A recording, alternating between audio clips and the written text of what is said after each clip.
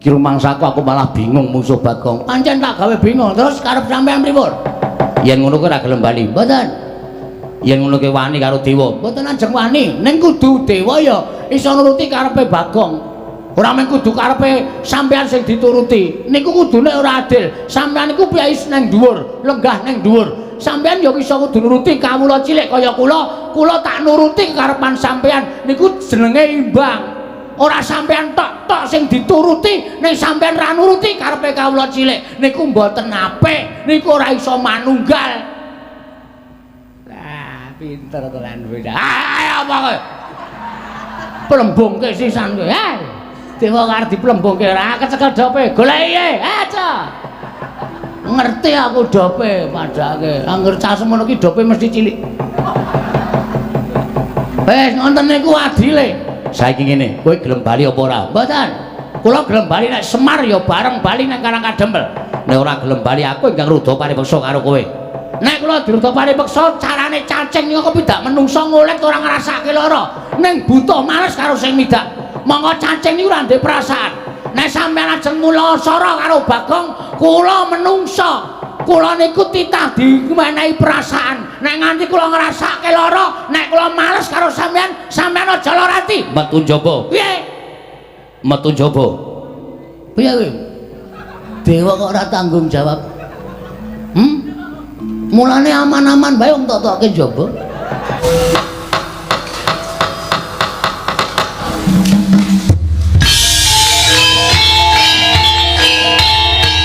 Dilanjutkan pagelaran wayang kulit semalam suntuk oleh Ki Dalang Sena Nugroho. Selamat menyaksikan.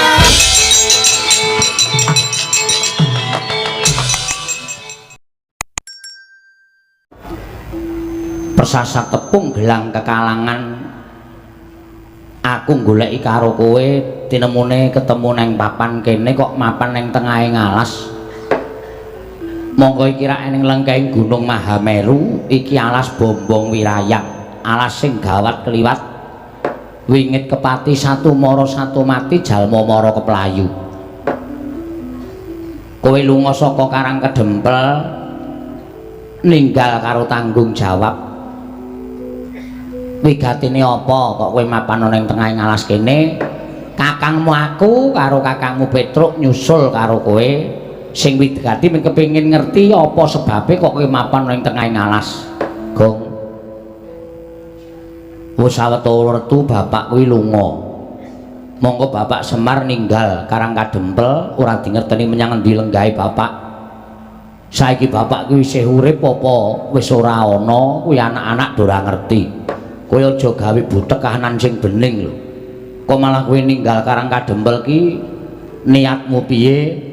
Sejatine apa kok mapan ana ing tengahing alas?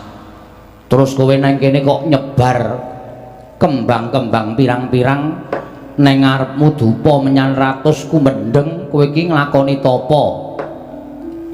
Pancen niatku aku prihatin kok, Tru. Tapa brata? Kok nggawa radio? Kok kowe ngerti? Lah iki mau lagu dayohe teko iki mau. Tapa kuwi ora entuk nggawa apa-apa. Terus saiki aku tak takon, wong wedok burimu kae sapa? Tapa kok nggawa wong wedok? Arep nggawa apa? Kae abdiku kae. Sing gawene leladi nyawiske ubok rampe garu rasa mala. Dupa menyan ratus sing tak kongkon. Ora jane kowe iki ndek niat apa kok lunga saka Karang Kadempel? Niatmu piye? Monggo Karang Kadempel iki lagi peteng kok malah kowe lunga saka Karang Kadempel iki sirmu piye? Monggo bapak ya lunga. Wis kowe omong karo kakangmu Gareng karo aku. Nek niat kowe arep gawe saya peteng kahanan Karang Kadempel, kowe kandha wae. Nek kowe duwe gegayuhan liyane mergo kowe lunga saka Karang Kadempel, kowe omong aku karo Gareng kuwi kakangmu mesti bakal bantu karo kowe. Kowe nang kene ngopo lan karepmu piye aku tak takon karo kowe. Terus aku pancen lunga saka Karang Kadempel aku kisruh gagas bapak lunga kok malah kowe ora neng omah ki rak ya kleru to. Mergo aku wis bunek tenan gagas Semar. Wis ana 3 sasi iki Semar lunga saka Karang Kadempel. Monggo kawula Karang Kadempel bareng koncatan Semar Ngibarate kaya dene sapu ingkang ilang suwe pating slebar ora karu-karuan. Ora ana panutane, ora ana sing dienggo cekelan. Ha ta? Heeh. Terus aku mumet sirahku, aku sisan lunga saka kene. Terus nek kowe wis lunga ngene iki apa rampung perkarane?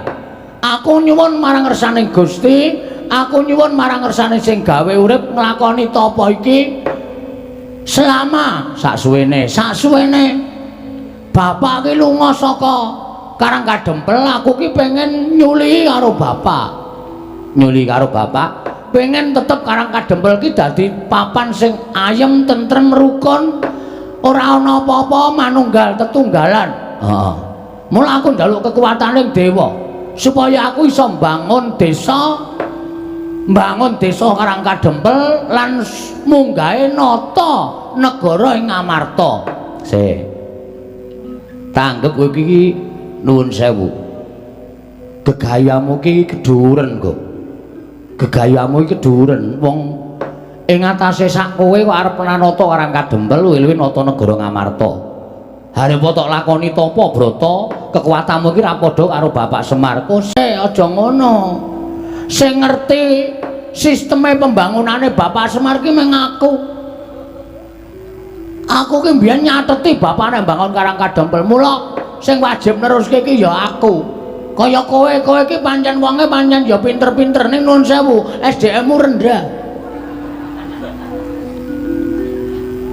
SDM ya apa? SDM ki susu telur madu. Ngawur kok. SDM ki sumber daya manusia. Ha, kuwi. Ning aku ora ngerti carane. Lah terus aku nglakoni topo? Gegayamu kedurem. Gantungkan cita-citamu setinggi langit.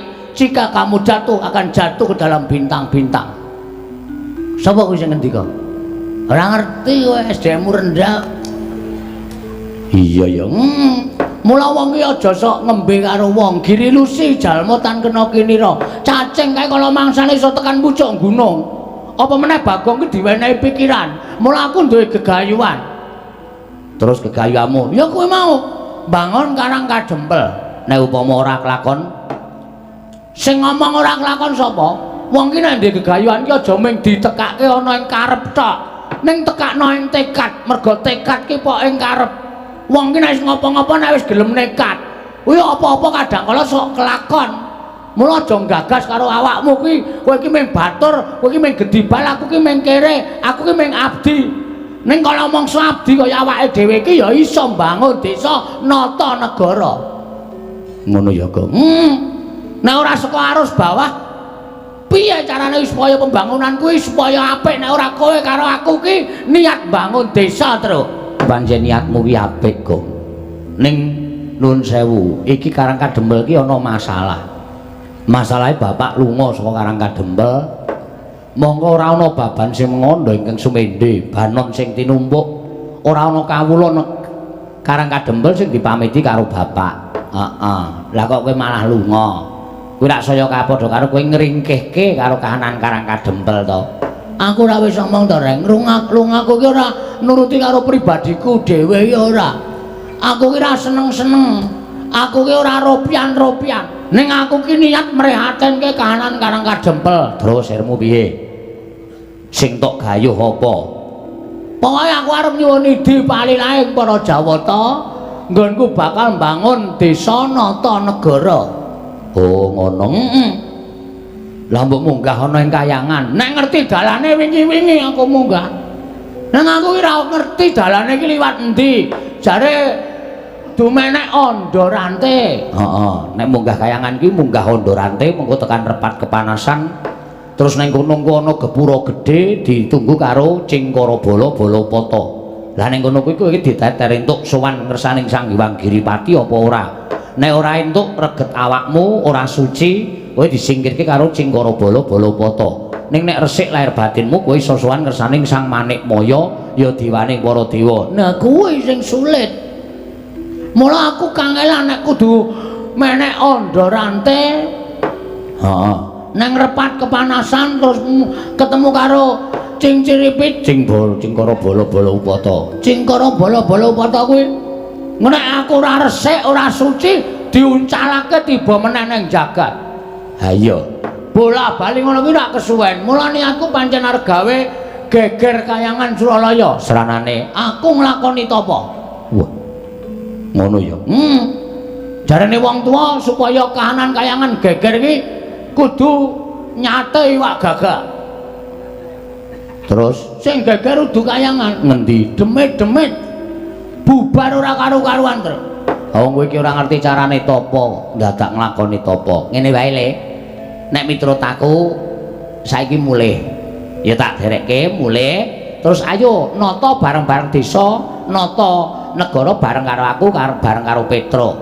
Nek kowe mulih mengko terus digoleki di dom nyambut gawene. Aku karo Petruk nunggu Karang Kadempel, kowe goleki bapak utawa swalike kowe nunggu Karang Kadempel, aku karo Petruk goleki bapak. Lah arep goleki kowe nandi, Reng?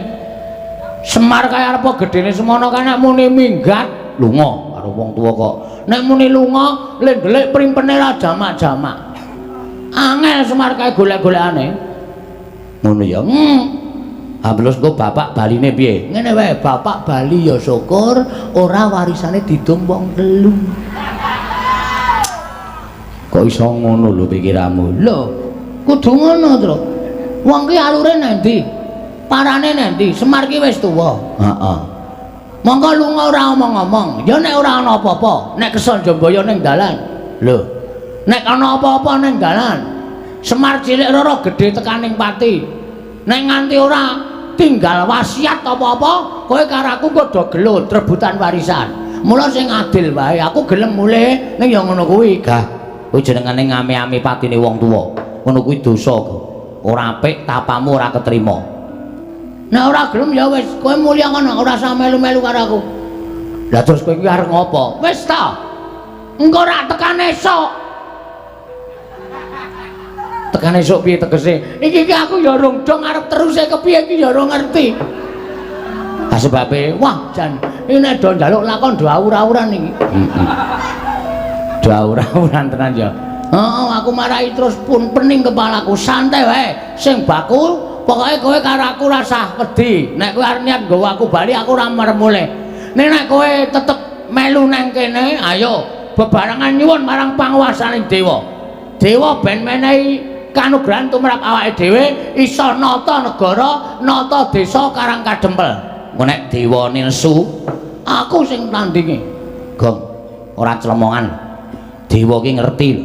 Kowe batin kowe dewa ki ngerti. Nek nganti kemecap, nek nganti tekan kene tenan, apa-apa terus dewa nesu tenan karo kowe piye? Wis ta, aku topo ngene iki wis tak ikhlaske patiku. Dadi aku mati wis ora wedi. Nek dewa tekan kene aku nyuwun pangestu mbangun desa nata negara ora dikeparengake, ora nyawang wis sapa? Aku sing tanggung jawab. Direng. Asmi mana kene? Nek mulih mesake Bagong. Nek nang kene awake dhewe kesempyoke ngaradan wong Bagong iki nek wis nekat ngono kuwi. Wis. Bagong iki nek wis muni ndek karep wis ora bakal nyawang sapa wae. Waton karepe iki bener. Mesti sapa-sapa diwaneni terus. Lah iya. Aku ya kuwatir. Nek neng apa-apa piye, Gong? Ngene wae kowe rasa do melu-melu to. Kowe iki tengok nang mburiku kene, engko nek nang dewa teko tekan kene, aku sing tanggung jawab. Kowe rasa jumangkake suku, ngrem-rembyahake asta. Cukup aku dhewe sing temandang karya. Mati urip tak sandangi. Ngene iki nggonku arep mbelani kawula Karang Kadempel supaya urip becik, rukun, ayem lan aku iso mbangun desa nata negara rek. Ayo. Dereng ngantos paripurna sami Mbawacana. Kasaru nalika semanten ndara dasih karantamaning penggalih iki Lurah Bagong ngraosi para Jawata ingkang honyang Madyapada nenggih utusan Sang Hyang Jagat Giri Pratingkah. Dewa ing sithik pangudal-udal Sang Hyang Pikula Narada miwah Sang Hyang Pukulun Bathara Indra tumiyup saking dirgantara merpekung yaning Sang Hyang para Panakawan.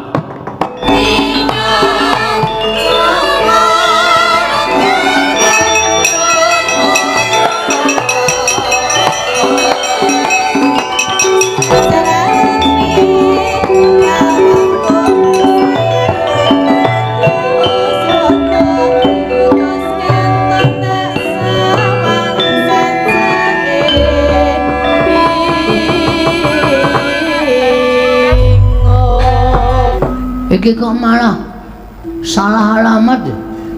Salah alamat piye? Sirku sing tak kon rawuh ki dewa kok iki malah tuyul. Tuyul dengkul ngotot kuwi dong ora Gong. Hah? Kuwi Sang Hyang Pikulun Bathara Antarada. Wah, dewa to? Dewa, lungguh ngisor. Wah, dewa ya ana sing elek. Ana. Pak mau dewa kuwi bagus kabeh apa piye? Dibageke. Apa sing dadi penjangkamu wis kelakon kok. Dewa iki rasah kowe nglakoni tapa dirasani iki nek niatmu apik dewane mesti rawuh. Jenenge sapa? Pukulun Kanika Putra. Sing gampang wae Narada. Narada pukulun nganggo pukulun. Pukulun sarawuh paduka pukulun wonten ing wana. Bombong wirayang mriki pukulun Bathara Antarada kula ngaturaken sembah pambekti kula kunjuk pukulun. Sang Warudayang wak wong. Kok malah ngendang terus? Ora. Sebutane ngono kuwi. Lah jan musuh Bagong iki nek ora tatak atine mesti rontok mau-mau. Pak Pong iki sebutane dewa, sebutane pukulun Bathara Antarada. Wah, kula ngerti tak dung ngene. Iya, Bagong, slamet tekaku ning Sambikala. Kita ngaturke bekti ulun tampa pangestu ulun tampanana. Kula pun ulun ya, Pak. Ulun ki wah iki angel rek iki nek ndelake iki nek SDM rendah ning dhek sing SDM rendah dhewe. Ulun ki aku. Wo, kowe ulun, ha Petro? Lho, aku ya ulun. Wo, kowe rombongan ulun. Berarti kowe karo iki padha sak geng. Ora. Ulun ki aku, kowe ki kita. Oh, kita iki ora akeh. Ora, mung siji to? Mung siji. Nah nggih pukulun kula tampi akarya bombong raos sing manah ulun andadosaken suka marwata suta raos sing manah ulun dipun sekecaken lenggah kita. Gusik sing nganggo basa kita karo ulun ki mung jeneng ulun. Lah nggih kula nggih ngertos. Iya ning kita ora usah nganggo. Wah wis ditukokke kok ora dienggo. Aja ngono Bagong, aja gawe bingung ulun ya Bagong. Ya wis ngono kuwi wae ya. Ah nek ngono malah jelas. Pukulun ngaturaken bekti kula kunjuk. Ah iya nala gareng ulun tampa. Pukulun ngaturaken bekti kula kunjuk. Ya Petruk ulun tampa pangestu ulun tampanana ya Petruk. Kula pun dinggo jimat paripin gayana ning kasantosan. Wonten menapa kita rawuh wonten ing ngarsa ulun Pukulun? Ben mengke wae ngono. Aku cah cerdas e. Ha iya. Bener ta? Bener wis. Pukulun ngaturi prasaja kalian panjenengan ulun. Indra piye iki? Iya lali Bathara Indra. Bagong piye? Kula ngaturaken bekti kula kunjuk Bathara Indra. Iya, ulun tampa. Pangestu ulun tampanana. Oh nggih. Wah mesake sampean sakniki dhewe we. Lho, dhewe piye? Saplose Dono kalih Kasino mati niku. Indra pun mboten main film. Sabar lho, Ndra, sabar. Bagong iki pancen bocahe kaya ngene iki. Nek ora tatak tanggo-tanggon atimu, mungsuh Bagong iki ketekuk-tekuk kowe nggo. Iya, Bagong aku ijen. Oh, nggih. Damel grup melih. Ora. Wis ora Bagong. Wah, nggih sampun. Kita atur bekti ulun tampa pangestu ulun tampanana. Kula pundi enggo jimat paripin dayana ing kasantosan. Wonten wigatos menapa Pukulun Bathara Antarada panjenengan kita Pukulun rawuh wonten ing wana merpeki anggen kula nglakoni tapa brata semedi maladining. Ha iki ngene Bagong. Nggih pripun? Prapta ulun kuwi ora saka pikajengan utawa saka karsa ulun pribadi kuwi ora. Nanging ulun iki diutus dening Sang Hyang Jagat Giri Pratingkah supaya merpeki kelawan jeneng kita. Sinten niku Sang Hyang Jagat Giri Pratingkah? Bathara Guru. Hah? Bathara Guru. Jare guru kok Giri Pratingkah? Jenenge akeh, blok goblok. Jenenge pirang-pirang Sang Hyang Jagat Giri Pratingkah, ya Sang Catur Boja, ya Manik Maya, ya Jati Murti, ya Purwakanda lan sak piturute kuwi jenenge akeh. Sapa kuwi? Bathara Guru kuwi. Berarti nek ditulis nang ngarep omah dawa banget ya, ora usah ditulis. Kae lho ana tulisan lurah titik-titik ngono kae nek Bathara Guru kan dawa banget. Wis to, gek dibageke tak keplak mutar. Kuwi iki dewa kok sepelekke. Dewa cilike. Ming semono. Wah, aja sembrono. Dadi Prapta Ulun iki diutus Sang Hyang Bathara Guru. Oh, berarti sampean asisten guru. Ya wis sakarep kita nggen kita omong. Ngene ya Bagong, pripun? Ulun jarwani ya. Saploke kita nglakoni tapa ana ing telenging wana iki, ngerti ya? Yen to kayangan kuwi ora tentrem. Lho. Sebabe kaperbawan kelawan jeneng kita nggone nglakoni tapa brata ing telenging wana warsa. Wekasan kayangan dadake gara-gara. Gara-gara itu manduk ning kayangan wekasan dadake para dewa, para dewi padha nungsang kuyang gudel bingung. Laku jantrane merga ora kuat nampa hawa panas sing timbul saka nggon kita laku tapa brata. Mula tumuli Sang Hyang Jagat Giri Prating kautusan karo panjenengan kula tedhak ana ing Madyapada merpeki kelawan jeneng kita kula Bagong. Ing atase jejering kita ki mung kono kawan, ming batur, ming kawula cilik nanging bareng Sekung Subrata nglakoni tapa brata. Wah, dalah kok gedhe dayane. Wah, nggih. Nggih Pukulun. Lajeng keparengipun Pukulun Bathara Guru utusan kalih Pukulun Bathara Trada rawuh wonten ing wana keparengipun Bathara Guru kados pundi? Iki ngene, kita didhawuhi supaya leren nggone tapa. Aja nglakoni tapa ana ing lengkeng gunung Mahameru iki lan ana ing tengahing wana Bombong Wirayang. Dawing Hyang Pukulun Bathara Guru, kita kinen bali marang Karang Kadempel. Kita kinen bali marang Karang Kadempel. Kula, ya. Saniki, dina iki uga kita kudu bali nang Karang Kadempel. Merga nganti kita terusake nggon kita tapa, wah, kayangan ki morak-marik merga saka daya kita nggon kita tapa. Kula ya gumun lho, mengatasi kula niki mung kawula nglakoni tapa brata, mongko lek kula tapa ya ora pati serius. Kula niku tapa ya sok mangan kacang, ya sok mangan kuaci, nek kira-kira ngelih ya golek bedolan tela. Lah kok iso dadi geger kayangan niku nek mboten kebangetan dewane ra mboten mungkin to. Lho kok kebangetan dewane piye? Lah nggih no, ming sak kula tapa kok kayangan dadi geger. Lah kita ki jane tapa ki sedya kita apa to? Apa gunane dewa kok ora ngerti atine menungsa? Gak. Sabar kowe iki ngapa to? Menengo. Nek cah cilik ngene ora getak-getak. Tuman wae yaene kok klithian. Sesuk sekolah kok laene malah dadi wayang barang. Wah, jan aku ki nek ora jembar atine wis kawake bocah iki. Rabekno. Lho. Malah kon rabekke ora. Ha, kita apa iki janjane sedya kita apa ulun tak takon. Lah kula niku dewa mboten ngertos. Ulun ngerti, ning ulun kepengin nyuwun priksa lan jeneng kita. Yen ulun ngerti kok ulun batangake dhewe iki tegese ulun kok ngasake marang diri ulun pribadi. Oh, ngoten. Jelase ngoten. Oke, ora masalah. Kula niku tapa niku nggadahi gegayuhan kepengin bangun desa nata negara. Paham? Ya. Sak banjure, mpun ming niku. Ora, kita aja nyengetake. Kita aja ndelikke. Kita duwe gegayuhan liyane. Sing luwih wigati Karang Kadempel niku kelangan Semar. Semar bapak kula niku lunga. Lunga tanpa ninggal layang napa tanpa pamit kali anak-anak. Kawula ditinggal. Nah, saniki kula tak wangsul. Kula tak bali ora masalah. Ning kula tak takon karo sampeyan, Semar teng pundi? Nek dewa ora nuduhke teng pundi dununge Semar, ala dhewe sampeyan dadi tekak plotroke katoke. Hei. Sembrono ora karo dewa kok sapenake dhewe. Ya men ora digetak ngono ndak? Kalah getakan sik aku. Kudu tak getak sik. Bapak teng pundi? Lah nek kita takon Semar menyang endi kuwi ulun ora ngerti. Nah, gunane apa dadi dewa? Kenapa ndak akon aku bali bareng?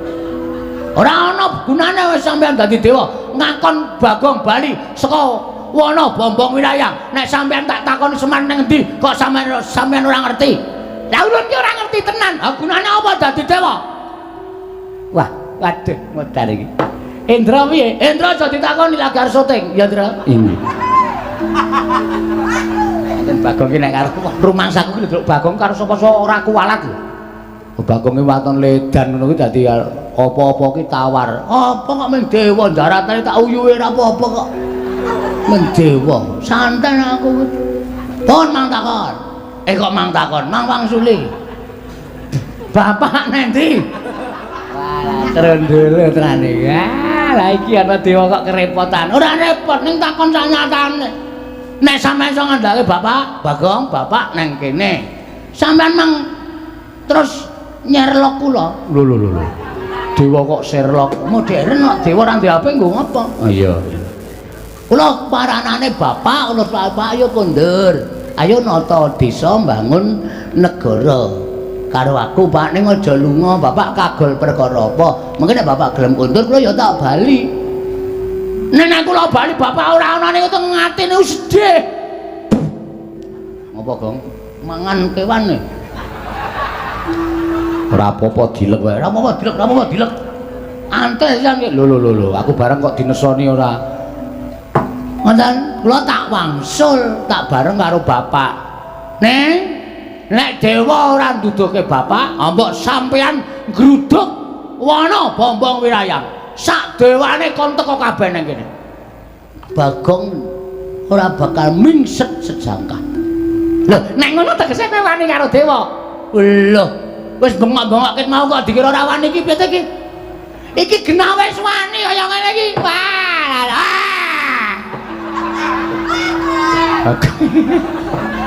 Oh, cocok ditanang omahe. Papa pong ngono kowe. Papu bang.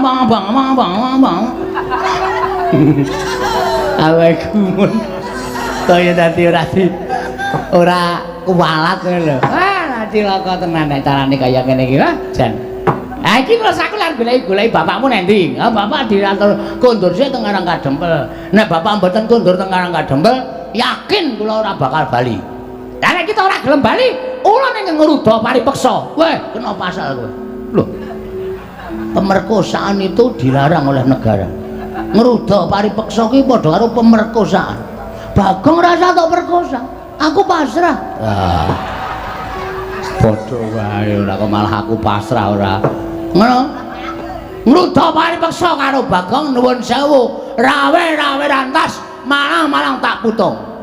Mbangane Bagong kelangan bapak, Bagong ora iso sida mbangun desa nata negara, gunane apa kula urip teng alam padang nek ora migunani tumraping wong liya. Ora ana gunane. Amba ulung kula modar cemplungke kawah Candra Timuka, kaluan reng ngrasake mbangane urip. Ora ana gunane uripe Bagong dienggo wong liya. Ora ana gunane Bagong urip ning alam padang pukulun Bathara. Sapa kowe? Ah, lali kok. Aku krungu keploki dadi lali ya. Krungu keplok kok dadi lali. Sapa, Tru? Kaneka Putra. Kaneka mawarna-warna. Kaneka Putra. Kaneka Putra, ya Bathara Antarada. Jenengmu pira? Lho, oke. Ayo sapa wae? Lho kaya iki kepiye to wis geger kaya kene kok dadak takon jeneng. Aku iki gek ngomong kok. Lha wis bengok-bengok kaya ngene kok ora ana tindakan bablas. Niatmu piye? Nek arep gawe Bagong bali ora gelem ya sampean gek nesu, ngono lho. Wah, tutuk sepatu sisan kowe. Nyilih sepatune tak ngrutuk kowe. Lho. Nyilih sepatu kok ngrutuk sing duwe karepe piye? Endra, wonten dawuh iki Bagong piye kaya ngene iki, Endra?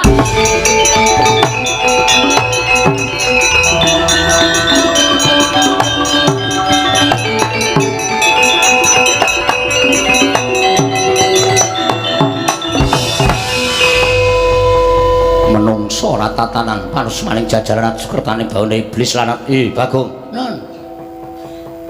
Kowe ngerti? Iwang Pikulun Narada kuwi sapa? Maksude? Iwang Pikulun Narada kuwi sembaning para dewa. Kami tuwaning dewa. Oh, Modin. Kudu. Kami tuwaning dewa kuwi dewa sing sepuh dhewe. Selagine para dewa wae wedi karo Iwang Pikulun Bathara Narada kok kowe nyamah marang asmaning Iwang Pikulun Kaneka Putra. Apa tegese kowe bakal ngembari marang panguwasaning para Jawata? Boten ajeng nyamah. Ning nuwun sewu, kabeh niku kudu ming sak traju. Nek akon wong mule kula dikon bali niku gampang. Kula bakale bali, ning kula ya iso ngaturke syarat. Kula ya dikeparengake ngaturke syarat. Syarate waton dewa iso nemokke Bapak Semar, kula tak mule. Yakin kula ora arep wani karo dewa. Nek Bapak Semar ora ketemu, anggen nyun ngapunten kula ya ora gelem bali. Yen kowe ora gelem bali kowe wani karo dewa. Nuwun sewu apa dewa ki ora entuk diwaneni ya. Apa dewa ora entuk diwaneni? Dewa ya menungsa lho, Mas. Dewa ki mung ora kedunungan pati ning iso ngrasake lara, isih iso mangan, isih iso ngombe. Dewa ki dadi kapercayaning sing gawe urip nggo niti priksa marang mobahmu sing para titah. Aja dianggep dewa iki dhuwur dhewe derajate terus menang idak-idak wong cilik kaya Bagong ngene iki. Wah, aku kok merinding to. Lambene turah kok wis aku yo tap-tapan terus. Ngono. Do mundur nek rawani, rasa do melu-melu. Mangsaku aku malah bingung musuh Bagong. Pancen tak gawe bingung terus karep sampean pripun? Yen ngono kuwi ora gelem bali. Mboten. Yen ngono ki wani karo dewa. Mboten ajeng wani, ning kudu dewa ya iso nuruti karepe Bagong. Ora mung kudu karepe sampean sing dituruti. Niku kudune ora adil. Sampean niku piyais nang dhuwur, lenggah nang dhuwur. Sampean ya iso kudu nuruti kawula cilik kaya kula. Kula tak nuruti karepan sampean. Niku jenenge imbang. Ora sampean tok sing dituruti, ning sampean ra nuruti karepe kawula cilik. Niku mboten apik. Niku ora iso manunggal. Pinter tenan kowe. Ayo apa kowe? Plembungke sisan kowe. Dewa karo diplembungke ora kecekel dope. Goleki aja. Ngerti aku dope padake. Angger cah semono ki dope mesti cilik. Wes ngonten niku adile. Saiki ngene, kowe gelem bali apa ora? Mboten. Kula gelem bali nek Semar ya bareng bali nang Karang Kadempel. Nek ora gelem bali aku ingkang ruda paripeksa karo kowe. Nek kula diruda paripeksa carane cacing niku kepidak menungso ngolet ora ngrasake lara. Ning butuh males karo sing midak. Monggo cacing niku ora ndek perasaan. Nek sampeyan ajeng mula sara karo Bagong, kula menungso. Kula niku titah dimenehi perasaan. Nek nganti kula ngrasake lara, nek kula males karo sampeyan, sampeyan aja lara ati. Metu njaba. Piye? Metu njaba. Piye kowe? Dewa kok ora tanggung jawab. Mulane aman-aman bae wong tok-toke njaba. Kaya ngono kok dewa lho, agi aku ora metu njaba. Kowe dewa metu njaba. Sendra metu iki rasa dadak kok kian gunung sapa guna. Ora minggat larak. Ya mau medal kula nututi karo sampean, Pak. Wujud.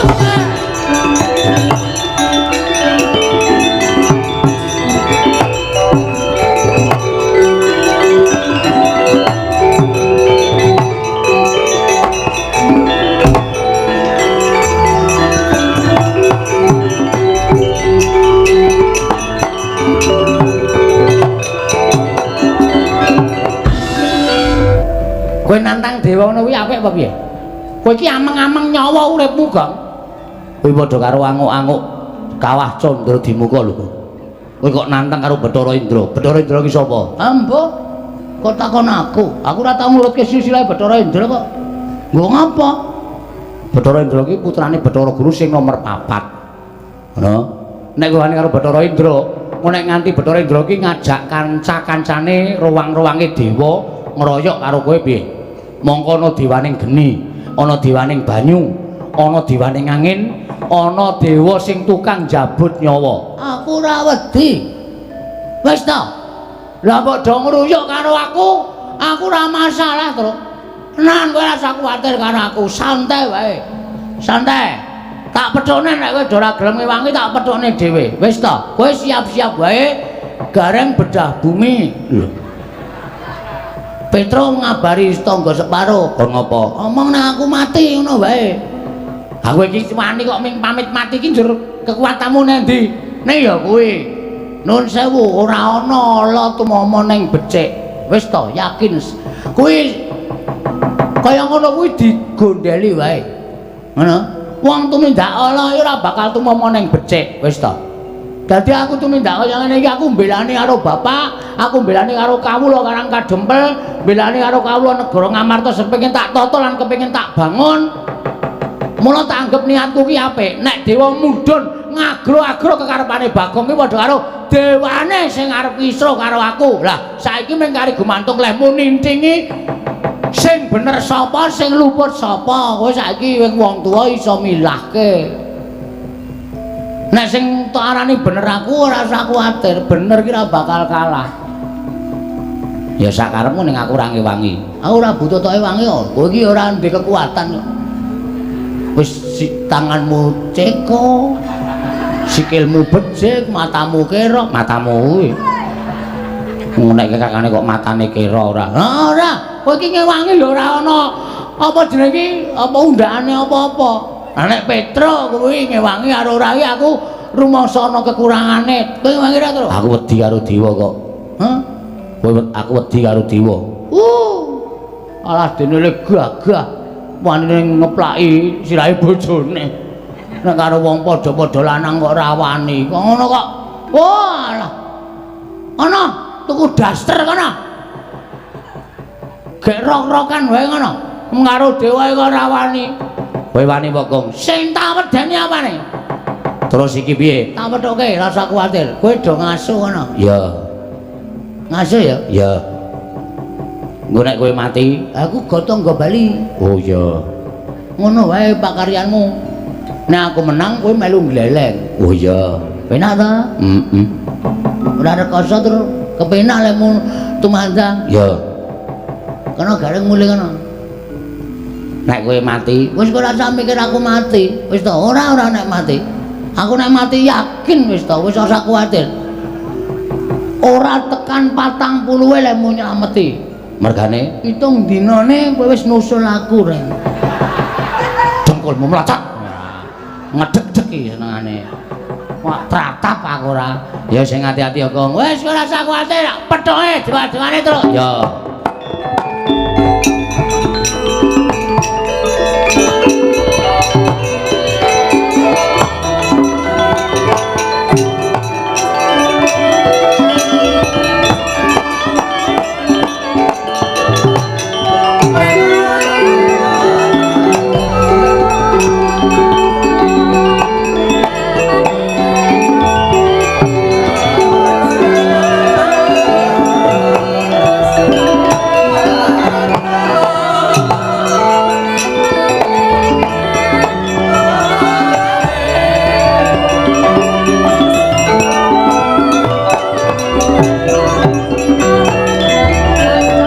Ngali cedhe saka sing gawe.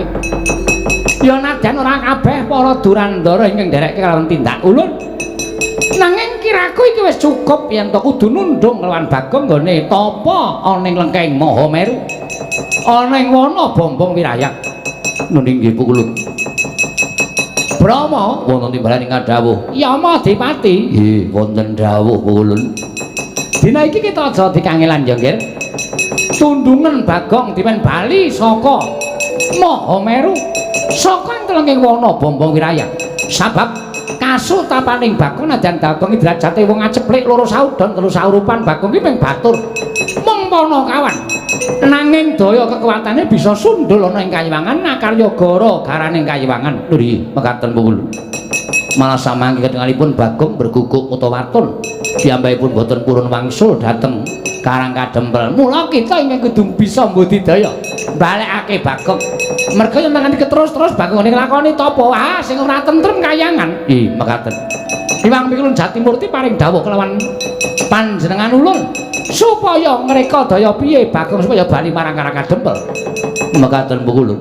Saiki kula mekaten kula nyuwun pamit madal pasilan utawi nyuwun pamit mapangaken dhateng Bagong.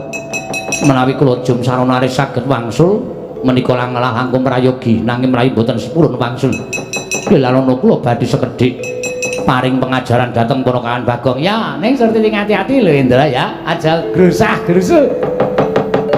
Arep dikaya apa Bagong kuwi wong dugal kewarisan wiat majaning Semar. Semar iki Kakang Bathara Ismaya.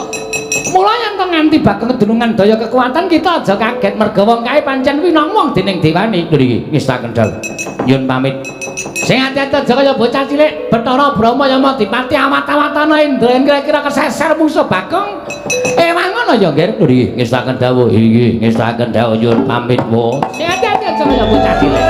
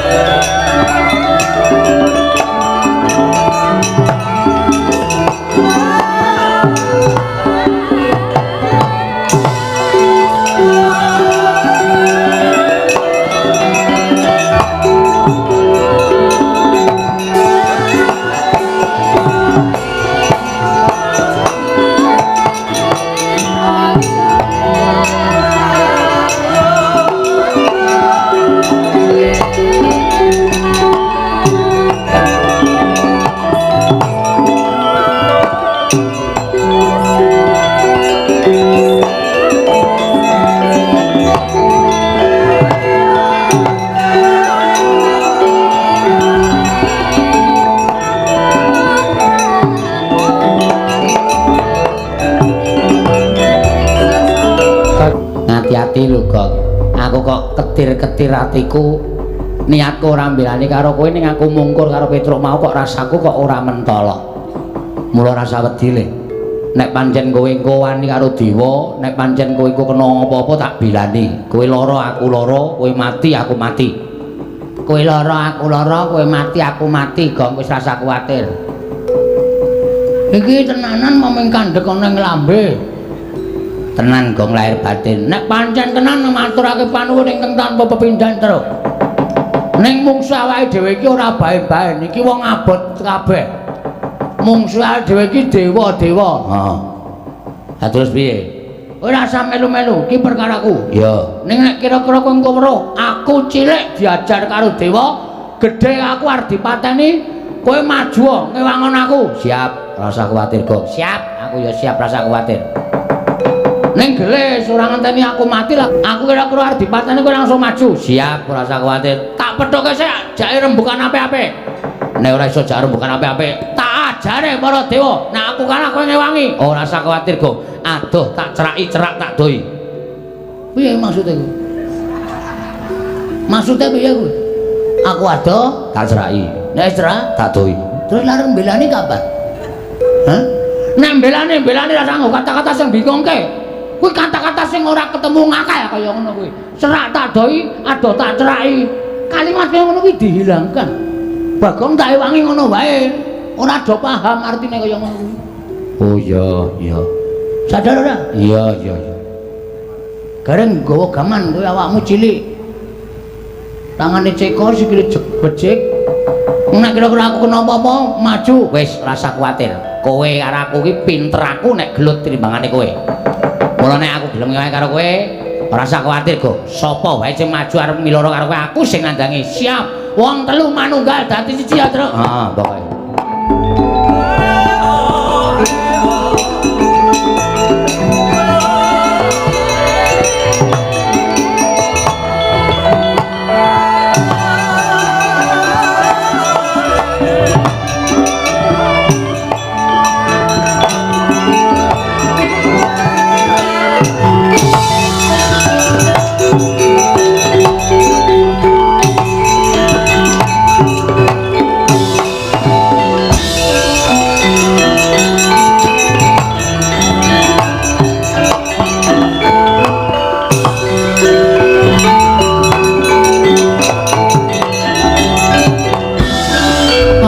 Ujuk langsung loro, Truk.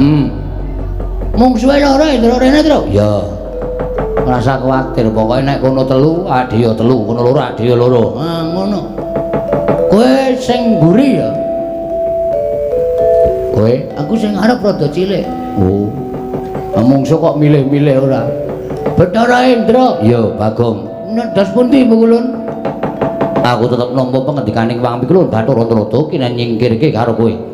Kowe kudu bali saka lengkeng Gunung Mahameru ana ing saka ngaras Bombong Wirayang lan aja mbacutake nggon mung nglakoni topo. Yo Bagong kowe bali yo. Ora gelem bali kowe ngerti ulun sapa? Ulun Bathara Brahma.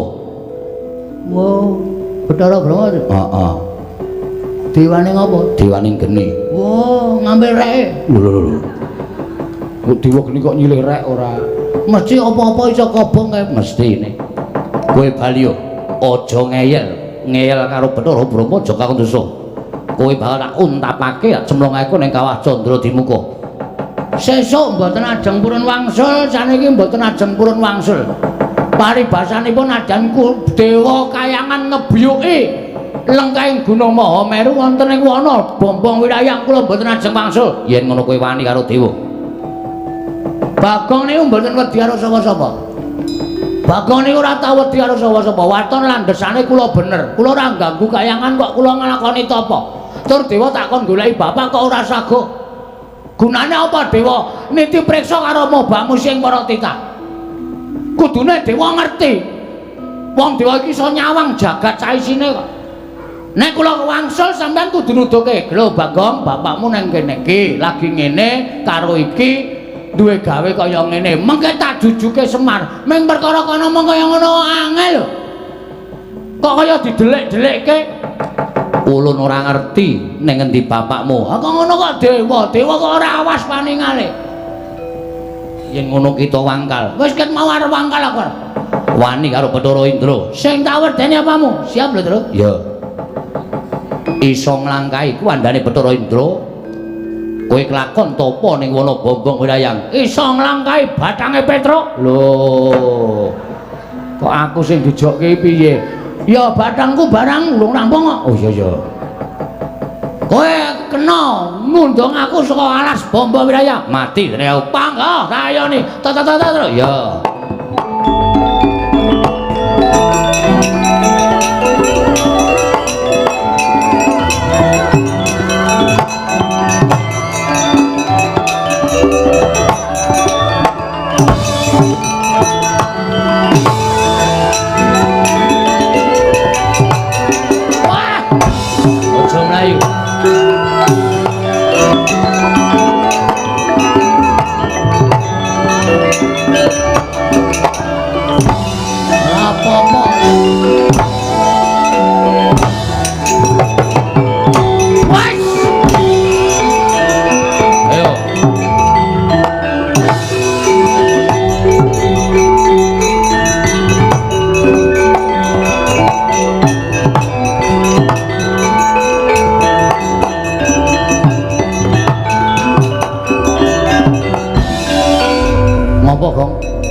Kaya wong girap-girap. Ah semak dewa iki ampuh tenane. Ampuh piye? Ngantem aku dies mumet aku. Jambak rambutku diantem raiku diel. Kontal aku ora masalah. Bathuk menyonyono kok. Ah iya ditonya Bathara Indra. Kedua aku ya dicandak sirahe jebleske lemah diek tak ampet ra apa-apa. Sing ketiga aku wis kulino diantem Bathara Indra. Heeh. Diantem nggon bathuk tuwok ngono aku mecicil. Ora apa-apa. Candak siraku jebleske diantem meneh aku ora apa-apa.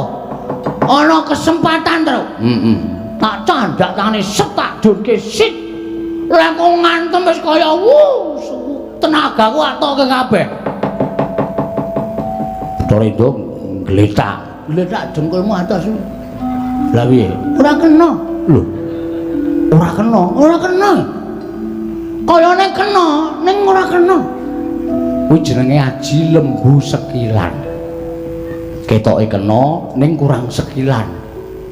Dewa iki do goblok. Lho.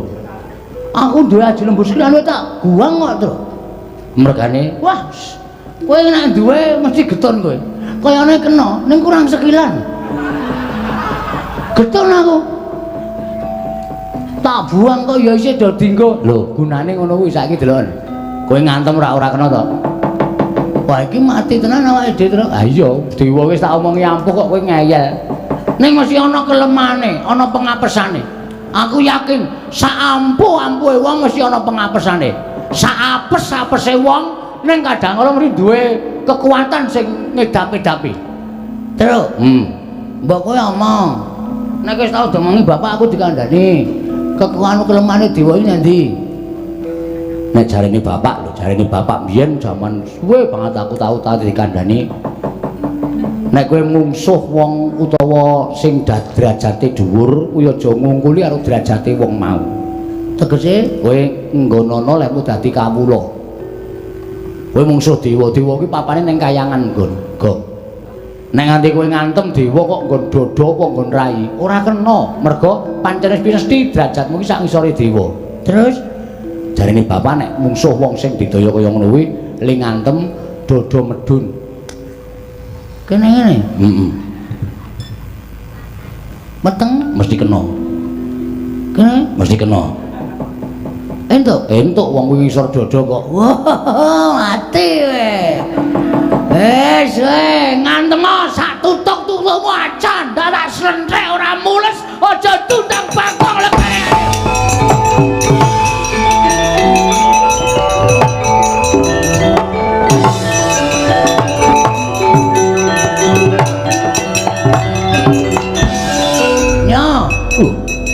Sirah dilungake. Ayo ngantem sak tutukmu.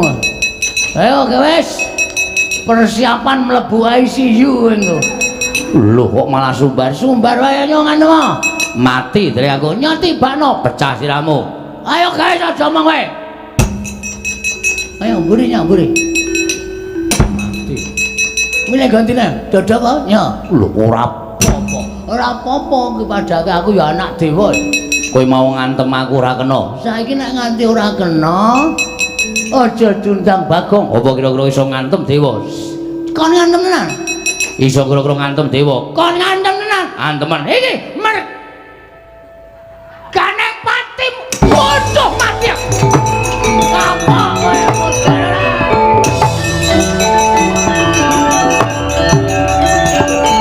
mati aku oloh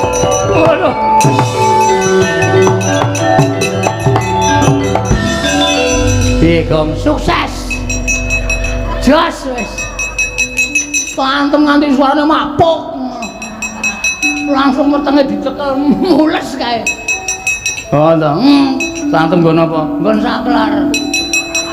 saklar dengkulmu ora sono Bathara Indra le mlaku ngobeng kae ngono ayo sambat kowe amo Surawarta Jawata imbang yen padha percaya candhak kowe kanyamu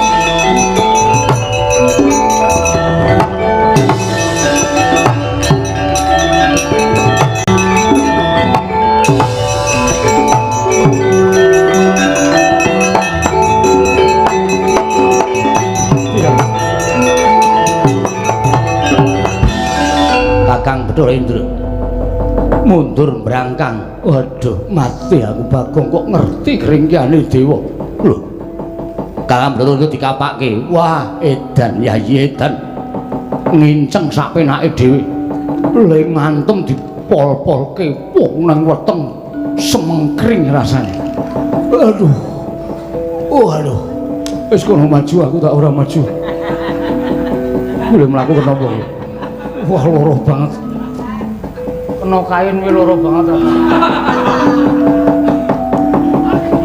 Bagong gugu karepe dhewe wani karo Bathara Brahma tiban daya kemandenku kobong awakmu mbuh dagine poho awak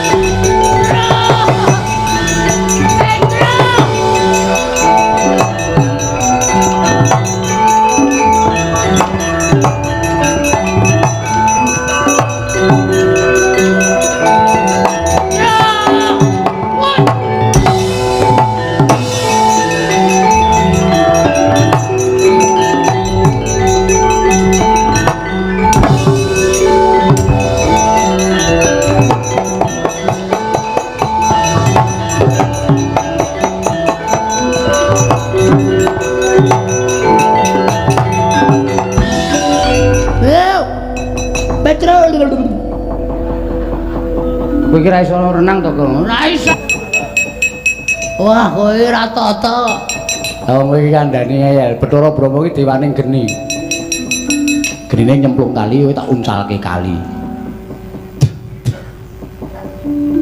mangan apa mbok iki rasane ora karo-karoan ya Tru paling leboni iwak apa diampet kok wis ben aku apa-apa doyan ayo canggleleng kok hei Bathara Brahma rene kae ya aja ngubal-ubal genimu kowe mah lho mau sapa Brahma ayo ijen padha ijen tangan kosong karo aku maju kok oke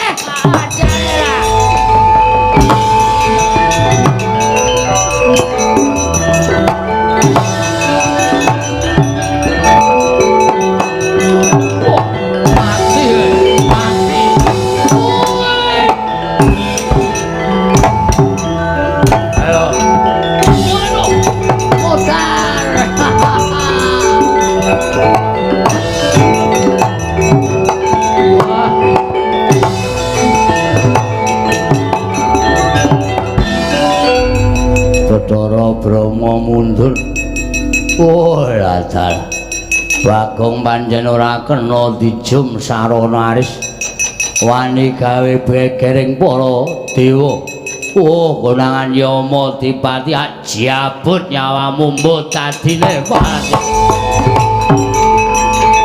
Oh.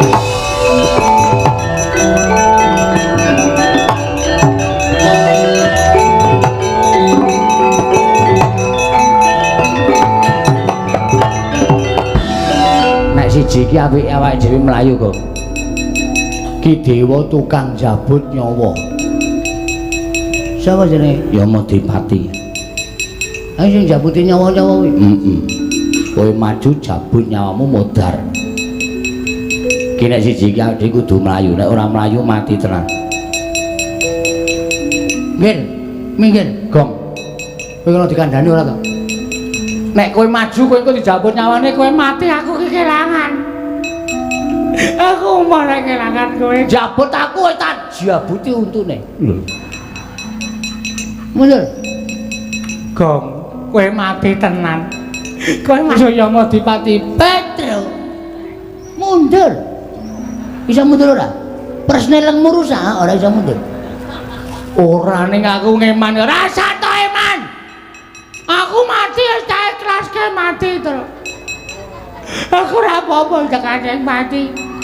Kok nangis? Wedi. Agene wedi kok.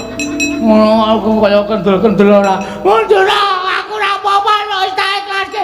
Nggo mbelani karo desaku, nggo mbelani karo kuthaku. Aku ikhlas mati ora apa-apa. Aku ora mendo tak tenjang tenan ra mikir wis kok. Karepku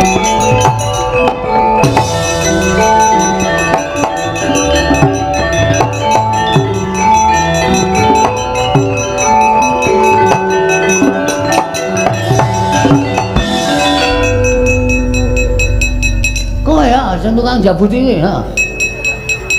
Jabut nyawa. Ya mbok nyawa mbok apa sing penting kowe tukang jabut itu. Iya.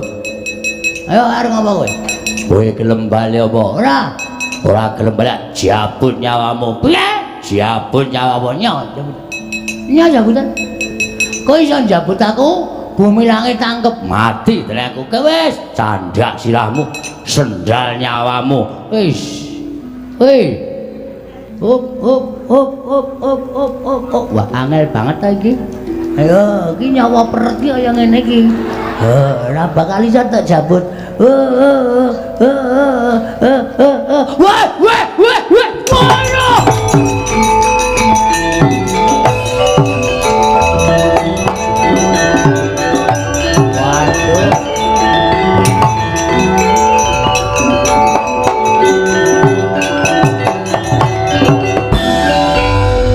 Yamadipati kok bagus. Nek musuh pono kawan niku kewirangan. Ajeng kula jabut nyawane, ajeng kula candhak sirahe angel raja mak lunyune. Bul Bagong niku sirahe digrujuk solar. Anggere keneng mlunyu, keneng mlucut. Lah cah edan lah kok tadi jenggotmu ilang. Disaut jenggote dijabut sak kayange. Waduh, riye jamak. Lha niku nek ngethok mboko sithik krak-krik niku sak gegem mabrol ngoten. Aduh. Panas e jamak. Ana janggut kok panis. Piye iki kok Betara teko dengkelmu kuwi. Piye, ha? Are gleneng ya wae. Aku madake wedi karo kowe. Iki Bagong Kondyang bengi iki. Ngosasik dewa ayo. Kowe arep ngapa kowe? Arep mbelani kowe? Betara Nrada ora mundur saka negara. Kok negara ngalas? Pompong wilayah. Tak katutke dosane.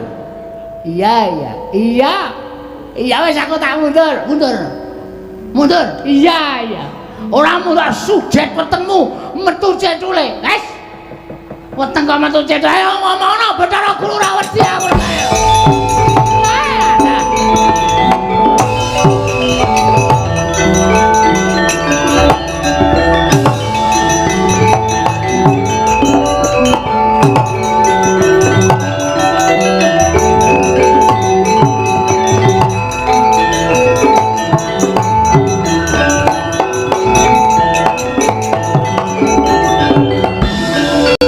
Kakang Rada, kuwi sedaya para putra-putra Jawata nungsang puyang gudel bingung sami kendang kapracundang menika kados pundi dalah Bagong berguguk nutawaton boten purun wangsul dhateng arah kadempel piyambakipun pilih tapa wonten telenging wana bamba wirayang wonten lengking Mahameru ingkang dipun suwun Bagong purun wangsul ning kedah sareng timbulipun Kakang Semar Badrana ya mongko Kakang Semar boten dipun mangertosi wonten pundi papan denungipun ngantos dados darah-darahing para dewa kaliyan pun Bagong ning eling-eling ganing Bagong menika pancen wong dugal warisan dewa bubar maut mboten kanten-kantenan kula semanggaken dhateng Paduka Bathara Guru Bagong kita kena ulun nilikake apa ora kawan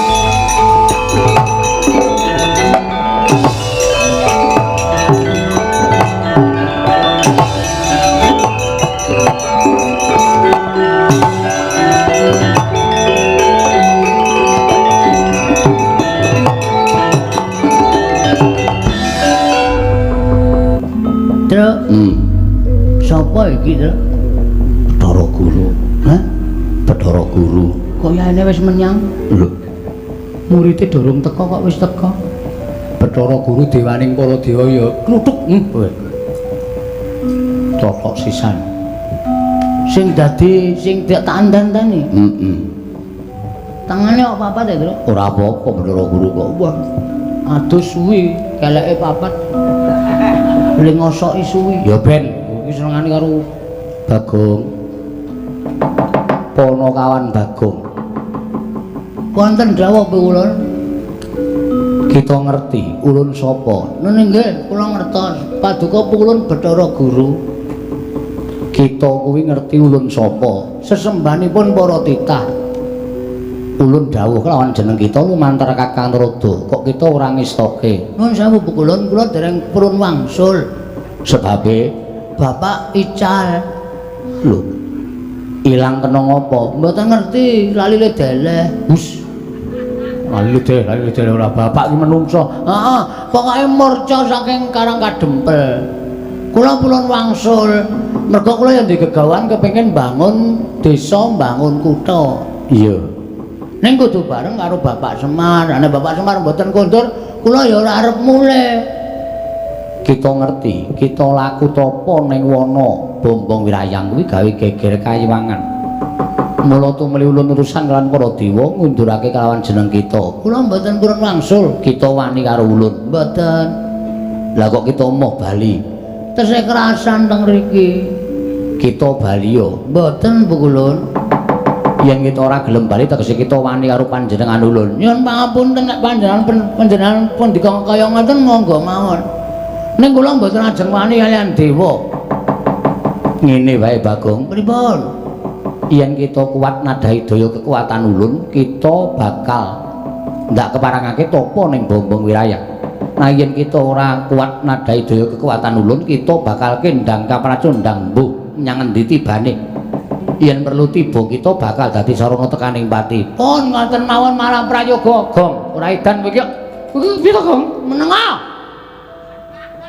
Oh minggat bae kono. Ora. Kowe nek kena daya kekuatane Bathara Guru kontal, kowe tiba sirahmu ketatap padas pecah. Modar kowe. Truk. Nek bapak ora mulih, aku mati ra apa-apa, Truk. Wis kono kowe mulih kono. Kono ngurusi anak-anakmu kono. Aku tak mati ra apa-apa. Ning nek kowe mati tenan aku kelangan. Wis to, santai. Rasa kuwatir engko bapak kon gojek karo simbok men simbok meteng meneh. Mbok terus anak-anak aku kaya aku ngene iki ngono kuwi. Rasa kuwatir to? Moh. Aku moh Gong. Wis, kowe nek ora gelem minggir malah tak nesoni lho. Kono mulih kono, Gong. Wis kowe santai wae. Arep tak rasake kaya ngapa to kekuatane Bathara Guru iki. Iki kuwi jane ra ndek kekuatan. Nek ndek kekuatan mesti dadi Bathara dosen. Hus. Iki kan dhewe guru terus gajine ra mundak-mundak. Ketiban guntur geni guntur angin.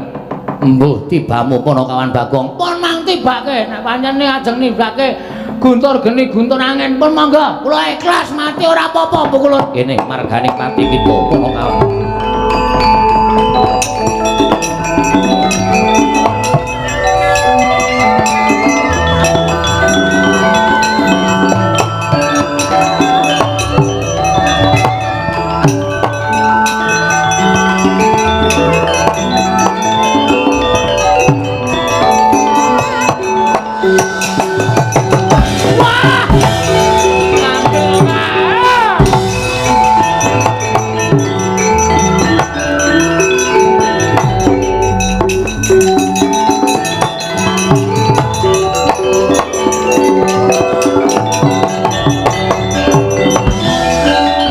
Gendang kapracundang kuntal kaprapal Ponokawan Bagong mbuh menyang endi tibamu urip apa tekaning pati kuwi dudu perkara ulun.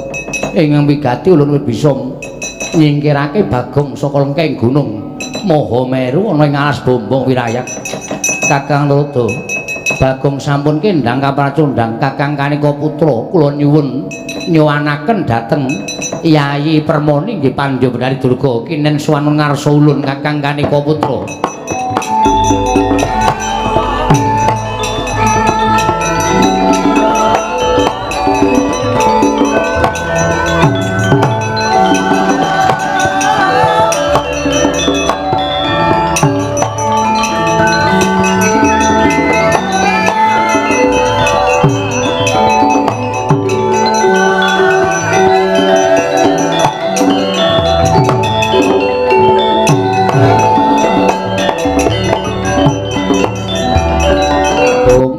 Nomo sidam karing bawana langgeng Durga kula nemparan dika ing adhawa pukulun kaget kita ulun timbali Gurawana sing manahipun ingkang abdipun Pandya Bendari Durga dene paduka ngawingken abdipun Permoni wonten dawuh timbalan paduka ing kados pundi pukulun